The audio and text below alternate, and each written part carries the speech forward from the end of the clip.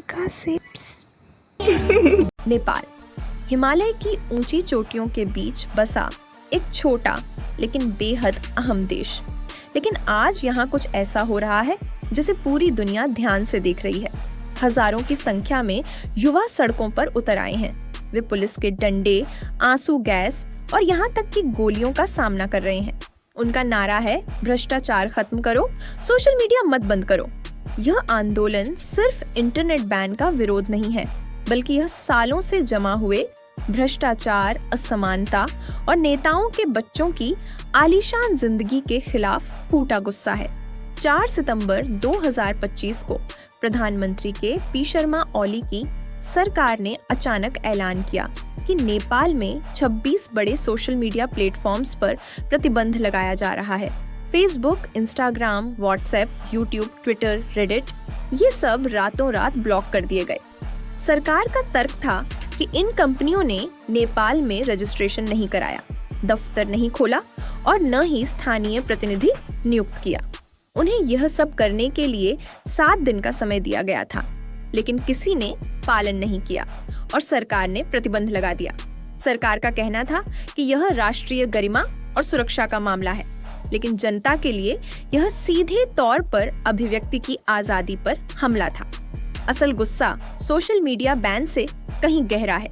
नेपाल के युवा सालों से महसूस कर रहे हैं कि राजनीति केवल नेताओं और उनके परिवारों का खेल बन चुकी है।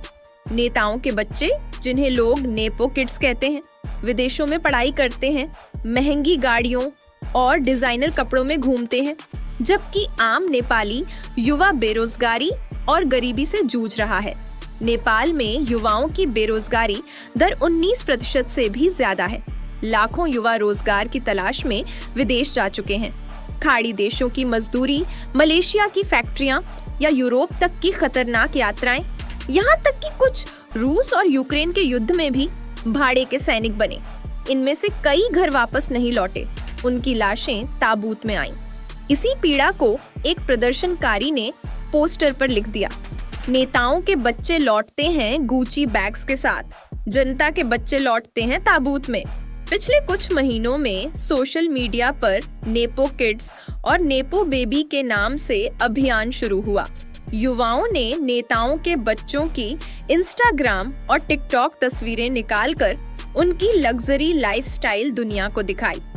किसी के पास करोड़ों की गाड़ी है, कोई यूरोप में छुट्टियां मना रहा है, कोई महंगे ब्रांड्स दिखा रहा है, और इसके सामने आम नेपाली युवाओं की हालत रखी गई। मिट्टी में काम करता मजदूर, विदेश में थका हुआ प्रवासी या बेरोजगार। इन वीडियो और तस्वीरों ने लोगों के भीतर जमा गुस्से को भड़का दिया। लोग कहने लगे कि नेताओं का पैसा भ्रष्टाचार से आया है और जनता का टैक्स उनके बच्चों पर खर्च हो रहा है। 6 और 7 सितंबर को हालात काबू से बाहर हो गए। ऑनलाइन शुरू हुआ विरोध, अब सड़कों पर फट पड़ा। हजारों युवा काठमांडू की सड़कों पर उतरे और पुलिस की बैरिकेड्स तोड़कर प्रतिबंधित इलाकों में घुस गए। पुलिस ने पूरी ताकत से जवाब दिया, लाठियां चलाईं, टीयर गैस छोड़ी, रबर की गोलियां दागी और पानी की बौछारें मारी, लेकिन भीड़ पीछे नहीं हटी। रिपोर्ट्स के अनुसार अब तक कम से कम 30 लोग मारे गए हैं और 1000 से ज्यादा घायल हो चुके हैं।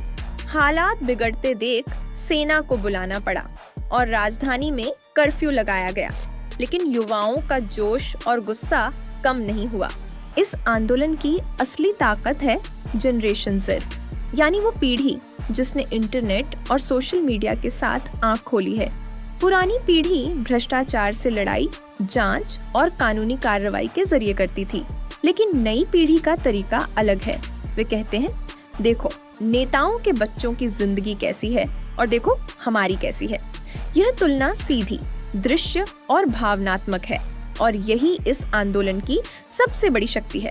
सरकार ने लगभग हर सोशल मीडिया प्लेटफॉर्म पर बैन लगा दिया, लेकिन टिकटॉक पहले से ही नेपाल में रजिस्टर्ड था, इसलिए वो बच गया।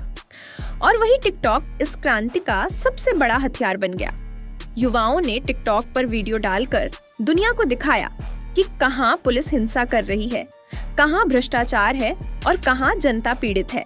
यानी जिस ऐप को सरकार ने खुला छोड़ा, वही सरकार के खिलाफ सबसे बड़ा मंच बन गया। इस बैन का असर केवल राजनीति तक नहीं रहा, अर्थव्यवस्था पर भी पड़ा।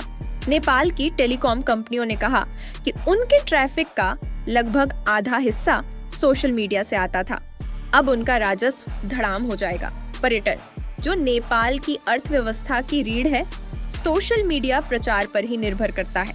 इंस्टाग्राम और यूट्यूब ब्लॉक होने का मतलब है कि नेपाल की छवि अब दुनिया भर के पर्यटकों तक नहीं पहुंच पाएगी।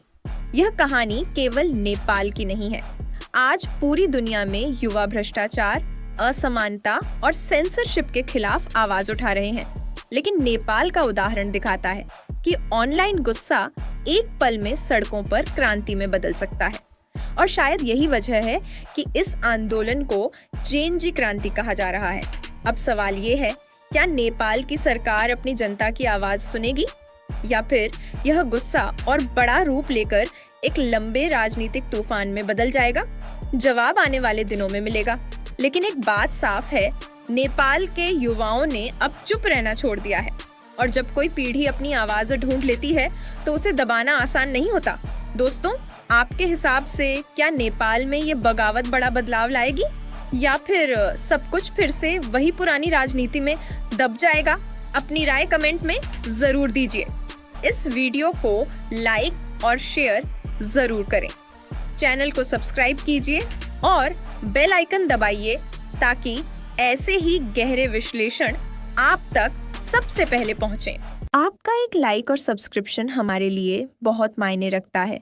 जो हमारे मेहनत को सराहेगा तो लाइक और सब्सक्राइब करना भूलिएगा नहीं। वक्त के कमी के चलते और मनोरंजन में रुचि की कमी न हो, इस वजह से हम वीडियो ज़्यादा लंबी नहीं बना सकते। ज़्यादा जानकारी के लिए हमारे चैनल डिस्क्रिप्शन से हमारे इंस्टाग्राम, फेसबुक, स्नैपचैट, ट्विटर और व्हाट्सएप पेज को फॉलो करें। मिलते हैं अगली वीडियो में। तब तक के लिए ख्याल रखें अपना और अपनों का। धन्यवाद।